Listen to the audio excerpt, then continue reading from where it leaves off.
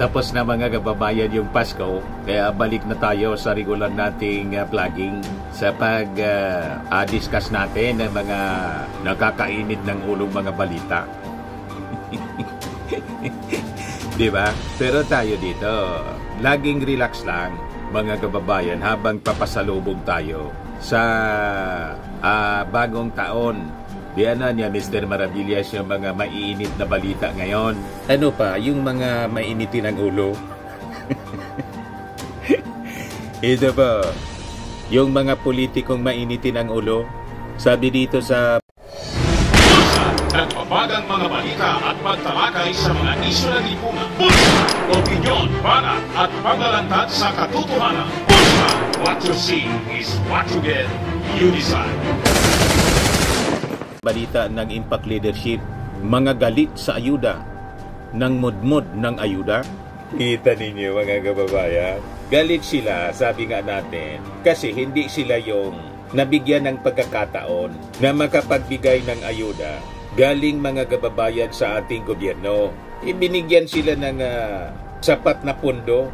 Si Sara Duterte binigyan ng sapat na pondo, mali yung paggamit. Yan ang diferensya po eh. Kaya yung mga propaganda po nila mga kababayan na ginagamit sa politika yung ayuda, vote buying daw. Kung susundan natin yung kanilang linya ng reasoning, vote buying din yung ginagawa nila. Tama po? Lagi niya Mr. Maravillas nag-backfire sa kanila yung mga akusasyon sa administrasyon. Yun man talaga po. But before natin pag-usapan yung mga balitang yan tungkol sa ayuda at iba pang kaganapan, lalo na yung ambisyon ni Digong na iupo si Sara Duterte bilang Pangulo, sinabi niya po doon sa pamimigay ng ayuda, talagang gustong iupo ni Digong si Inday as president. Ang iyong presidente si Inday. Ginawa ng presidente si Sara mga kababayan ni Digong. In your dreams, hindi na yan mangyayari. Never na matutupad ang inyong pangarap. But before that, click subscribe muna dito sa ating YouTube channel and hit the notification bell para lagi po kayong updated sa mga kaganapan dito sa ating bansa. Like and share na rin po ninyo ng ating video. At huwag na rin po ninyo na skip yung ating mga commercial ads para tuloy-tuloy lang ang pag-unlad ng bagong Pilipinas. Kuda mga kababayan na kinakagalit ng kampo ng mga Duterte. Pero sila, ganon din yung gawain.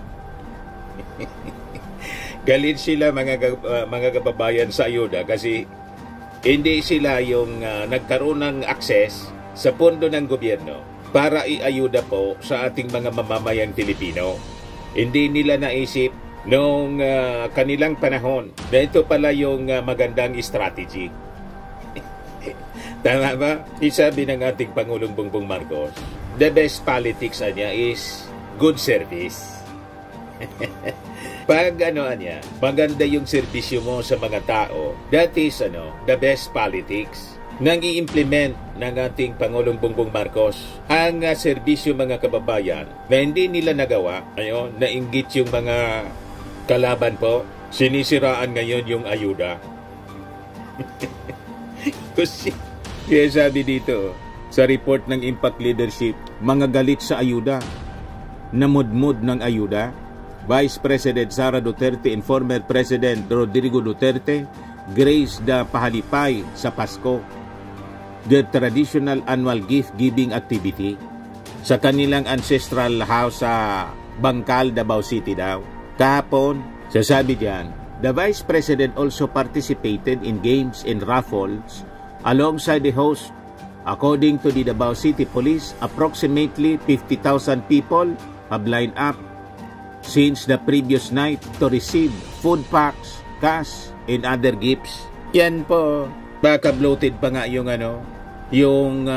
estimate ng Davao City Police. May 50,000 bang ganyan ka? Kung konti man lang po, baka bloated na naman po para sa pagdating ng oras po. Yung sa expenses, siyempre hindi man nila pera yan. Galing siguro sa Davao City government, yung ginasto sa ayuda, tapos ang estimate, 50,000 yung beneficiaries. Wala man tinakitang crowd po na 50,000. Pag ganun po, parang yung paggastos ng confidential funds na yung safe house mga kababayan, yung renta, 45,000 to 1 million ang bawat gabi. Click subscribe muna dito sa ating YouTube channel and hit the notification bell para lagi po kayong updated sa mga kaganapan dito sa ating bansa. Like and share na rin po ninyo ang ating video. At huwag na rin po ninyo na skip yung ating mga commercial ads para tuloy-tuloy lang ang pag-unlad ng Bagong Pilipinas. Sa mga nagana po ng malinis and spacious fitness gym, pumunta lang po kayo sa aming Colossal Fitness Gym. We also offer Grab Car Rental with our brand new 2023 model ng Toyota Innova. We also accept booking for those who are planning to travel via PAL, Cebu Pacific, and other airline companies, local and international, and bills payment for Meralco Bills, Aleco Bills, PLDT, etc. Ang Colossal Fitness Gym is located at 3rd floor Security Bank Building, Lanco Business Park, Legazpi City, Albay. For inquiries, look for Gilon Maravillas, contact number 0966-802-0949. Yan po yung aming Innova. Lagi na pong matao sa amin.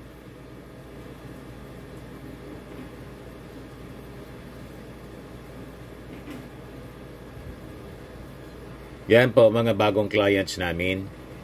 Napakaganda at colorful at napakalinis ng aming gym po. Pati mga foreigners po pumupunta sa amin, mga British tourist po sila dito sa Legazpi. Na-set up na rin po yung aming mga brand new gym equipment.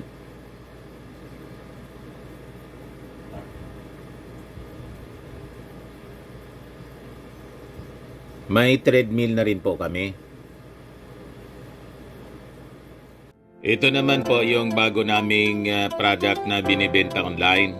Eye Glow Serum, whitening po siya. Tingnan ninyo yung epekto sa aking anak na architect before and now. Yung mga inquiries po ninyo, dumiretso na lang kayo sa kanyang Facebook account, Riz Maravillas. Ito naman po, Firmax Firming and Lifting Cream, pinapahid po sa mga pulses in affected area. Mainam po sa paninigas ng mga kasukasuan. Ito naman po, Automax Radiant Serum. Sa mukha naman yung application, anti-aging po siya. You will look 10 years younger than your age. Sa mga cancer patients naman po, baka lang gusto ninyo itong itry. Naing siya red mixed fruit drink. Hindi mo po siya gamot, food supplement siya. Kaya lang, gawa siya mga kababayan sa goji berry. Yung goji berry, may anti-cancer properties. O ngayon, yung mga inquiries ninyo, dumiretso na lang kayo sa aming messenger sa Facebook para masagot namin agad. Ayos pa? Ayos na ayosan niya, Mr. Maravillas. O, di ba? Kailangan siguro i-audit yung pag-ayuda na ginawa mga kababayan ni Sara Duterte tapos ni Digong. Anong 50,000? Nasaan ang crowd na 50,000? Nasaan? So malamang, may salamang ka na naman mga kababayan sa ayuda. Tama pa? Yan sabi dito. About 50,000 people troop to the ancestral hope. Sa picture po, hindi mag 1,000. Tama? Kailangang examinin mga kababayan yung records ng mga tumanggap. Tulad ng ginagawa sa ayuda po ng ating presidente ni PBBM na through DSWD. May official records talaga. At may transparency, may mga pictures po. Makikita ninyo yung crowd talaga, napakarami. No, tingnan ninyo ang crowd ng bagong Pilipinas Servicio Fair. Daming crowd. Di ba? Yan po mga kababayan. Authentic siya. Transparent po. Kita ninyo ang mga crowd ng bagong Pilipinas Servicio Fair. Talagang napakarami palagi. Yan, mga kababayan. Ganyan ang crowd ng bagong Pilipinas Servicio Fair. Di ba? May ganyan po. Organized siya. Makikita mo ang distribution. Tingnan ninyo mga kababayan yung ating Pangulo. Yung crowd mga kababayan. Di ba? Buong Pilipinas yan. Mga kababayan ginagawa. Dokumentado ang mga pera na binibigay sa bawat probinsya, lungsod. Yan ang mga crowd, mga kababayan. Isa lang siya. sa mga lugar sa buong Pilipinas. Si Inday po, walang chicken joy tapos. Walang maayos na distribution po. Tapos, ang report po, 50,000 beneficiaries. Wala man makita sa picture na 50,000 beneficiaries po. You see? Kaya galit na galit sila mga kababayan sa ayuda na pinamimigay ng ating gobyerno, ng Palasyo Malacanang tapos ni Speaker Martin Romualdez. Kasi maayos at talagang pinakikinabangan kaya mabangong mabango ang ating Pangulong Bongbong at saka si Martin Romualdez sa mga mamamayan. Galit sila sa ayuda ng ating gobyerno. Pero sila din namimigay ng ayuda. You see? Ngayon, sa kanyang mensahe mga kababayan, ito ang sabi dito, ang inyong presidente niya si Inday. Sabi ni Digo, ganon ka-assuming mga kababayan yung dating Pangulo. Ganon kagarapal sila. Walang kahihiyan, walang delikadesa. Never, mga kababayan, in the history ng ating bansa, ng isang dating Pangulo at sitting Vice President, lantara na mag-ambisyon to take over the presidency. Wala pa yan sa ating history po. Ngayon lang tayo naka-experience ng ganon kagarapal na mga tao. Ayan, sabi dito. Former President Roddy Duterte made this statement earlier today, kahapon po, during the pahalipay sa Taal event in Davao City. This annual Christmas charity event is a long-standing tradition of the Duterte family, observed even before they entered politics. Ayan sabi niya mga kababayan, sabi ni Digong, kung itugot sa Ginoo, sunod namong ikatulong na tindog namo ngari ang inyong presidente si Inday. So, madaling sabi, yung plot nila mga kababayan, to unseat the president, ay hindi man nila po tinatago. Lantara nilang ina-announce. Pag ganyan po mga kababayan, na-announce ka ng mga masasamang plano, most of the time, ang nangyayari po, baliktad. Malamang sa malamang mga kababayan, ang bagsak nila hindi po sa palasyo, kundi sa kulungan. Tama ba? Kasi tambak ang kaso nila ngayon. And I think pagkatapos lang po ng bagong taon, yung impeachment case, saka yung mga kaso kriminal, mga kababayan na laban sa kanilang mag-ama, damay pati si Bongo saka si Bato, dire-diretso na po yun nagugulong. Yes, sabi po sa sabi dito sa reaksyon ni Benji Contreras, isang Marcos loyalist po, talagang sobra ang pagkagutom sa kapangyarihan ni Digong. Lahat ay gagawin, may upo lang si Inday Sira bilang Pangulo. Ito nga, idiniklara na niyang presidente ang kanyang anak. Sa totoo ba,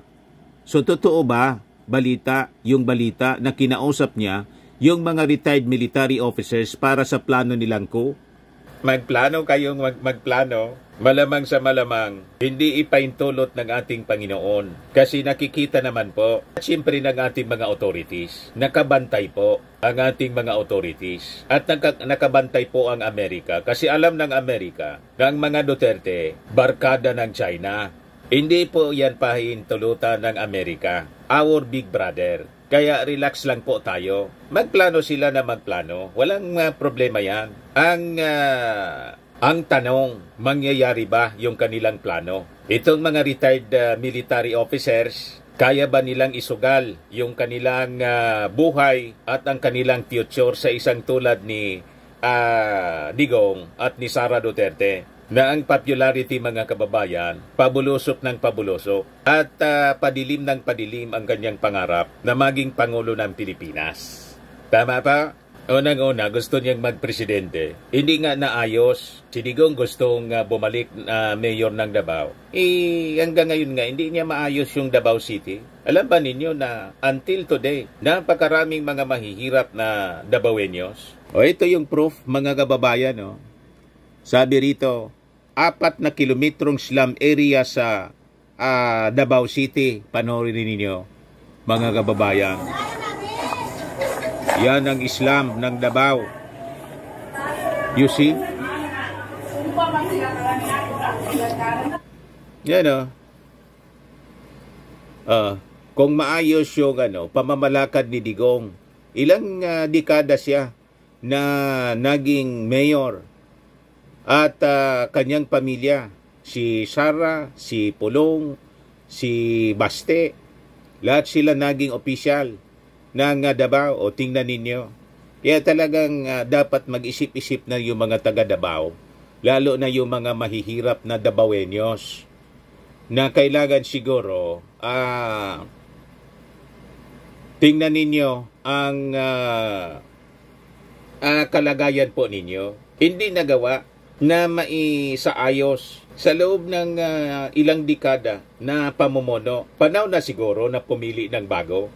Di ba? Try ninyo na ibang apelyido naman po. Nandyan si Nograles, si Carlo Nograles, bata pa, fresh mind para sa bagong Davao. Ito yung ebidensya po. Napakalinaw. Hindi naayos ang Davao. Yan po ang 4 kilometers. Yan o. 4 na kilometrong slum area sa Davao City. Yan o. Ang daming mga mahihirap. Oh. You see? Nasaan na yung sinasabing magaling na mayor ng Davao City? Bakit ang daming mahihirap pa rin dyan sa Davao? You see? Kita ninyo, mga kababayan? Ganon.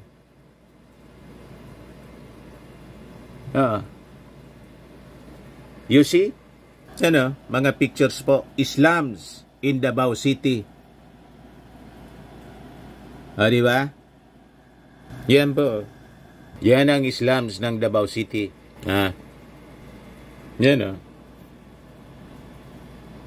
Here's a few tourist pictures we took of an enclave we happened and was surprised to see one of the slums in Davao City. Yan o.